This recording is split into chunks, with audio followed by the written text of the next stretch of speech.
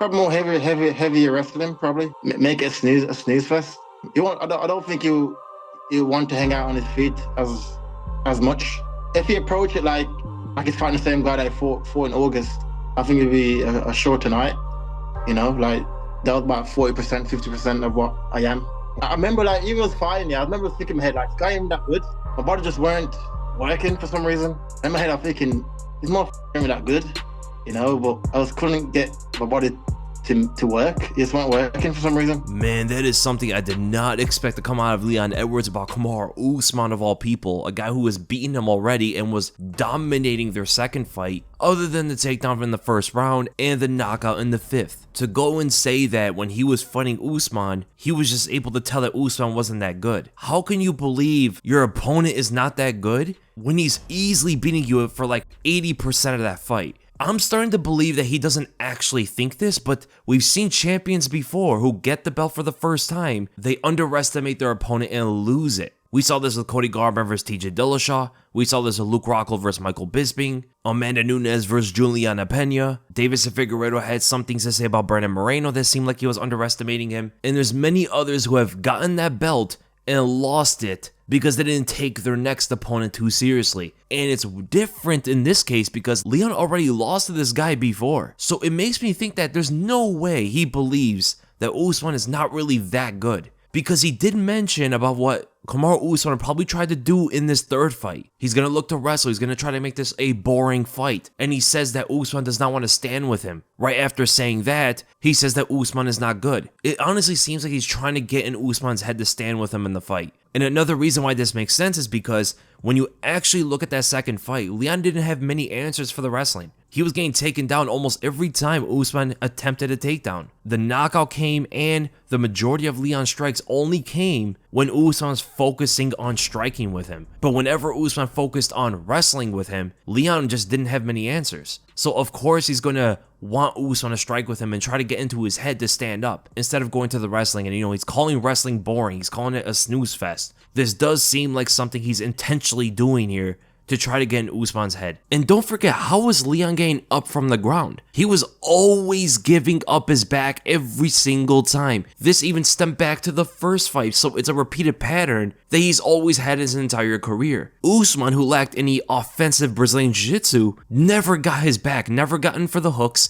never went in for the choke, which he easily could have done many times in that fight. Is such a glaring hole that for sure Usman is going to have to address next time. It leaves Leon in a very bad situation. As long as Usman takes some Brazilian Jiu-Jitsu classes, that fight can end very quickly. And even if he takes that direction to play this whole mental warfare with Usman, a guy who's extremely hard to mentally break. I mean, the guy had to deal with Colby Covington, but then again, Colby didn't knock him out, so it's a different dynamic, If Colby knocked Usman out and then talk all this trash and saying that, Usman isn't good or anything like that, maybe it's different, Maybe then he could get in Usman's head. Even if Leon is taking that angle, it also worries me a little bit because is he that worried about the wrestling? Because a guy who's not worried about Usman's wrestling wouldn't really say too much about that, He would in fact welcome it. Look what Alexander Volkanovski does with everybody. He doesn't care where they go. Take them on the ground, strike with them on the feet. He's there to beat you at any part of the game. But with Leon, it seems like he really wants to fight to stand up. And of course he does. I mean, he's a striker. He's good at grappling, but he's not necessarily the best in the division at it. So he wants the path of least resistance, and the easiest way to beat Usman is on the feet.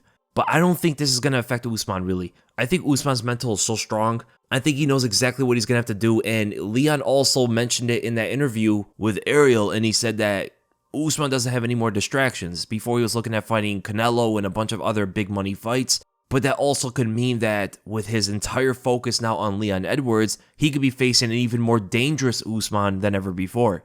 You can never underestimate a guy like this. I mean, we're talking about one of the greatest welterweights of all time, beat some of the best fighters in the world, knock some of them out, beat strikers on the feet, beat wrestlers in their own game. He beat Leon before and was winning the majority of their second fight. I could definitely see where a fan can look at Leon and think that he's too worried about certain things and not necessarily is entirely confident going into it. And he did mention that he was 40 to 50% in that fight, and he thinks it was because of the altitude. Well, the altitude is not really going to make you 50% less of who you are. I mean, it's going to affect you, but the thing is, Usman was also affected as well. It wasn't just altitude was on one side of that octagon. Both Leon and Usman were definitely affected by that, and now fighting at sea level, things are going to be a little bit different, but I don't think it's going to change too much, to be honest. And Leon was also saying like he couldn't move his body, he couldn't get going. He was noticing that Usman wasn't doing anything too great, but he just himself couldn't get going. It's really hard to get going when Usman is on top of you the entire time, throwing punches and trying to take you to the ground, you know? Leon was on defense for like 90% of that fight. Usman was definitely taking the fight to him,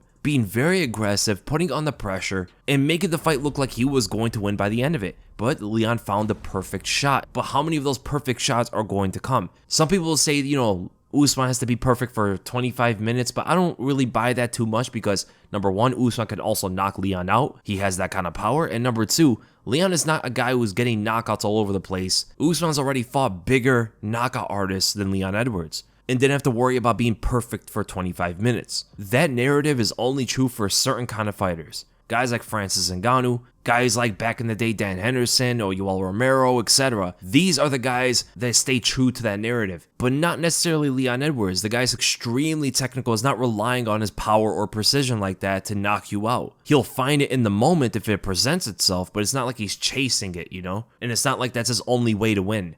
But if I'm going to be honest here, man, if that knockout did not change who Usman is, you know, if it didn't affect him in that way, I do favor him to win the fight. And I think he is actually the betting favorite going into it. Yeah, for the third fight, Usman is actually a minus 375. He is an enormous favorite against Leon in this third fight. So for Leon to go into this thinking like he's just going to come out there and dominate Usman because he said if Usman comes out like he did in August, the night is going to be much shorter for him. I hope he actually doesn't think all that.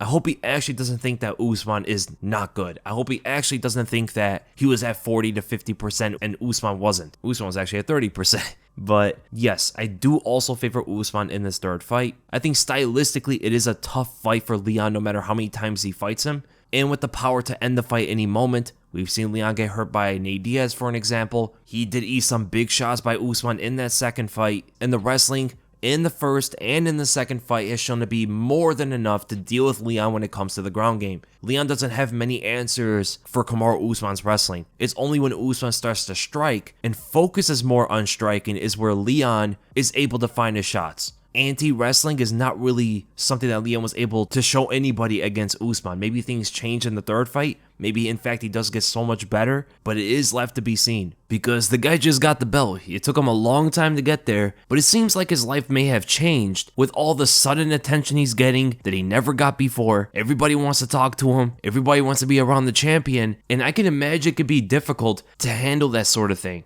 A lot of people can get lost in that whole thing, but hopefully we do get a good fight, man. And that's the end of the video, guys. I hope you guys enjoyed it, and if you did, make sure to subscribe and make sure to like the video. The next one is going to be the podcast. I'm going to try to get it up tomorrow, if not the next day, so stay tuned for that, and I'll see you guys then.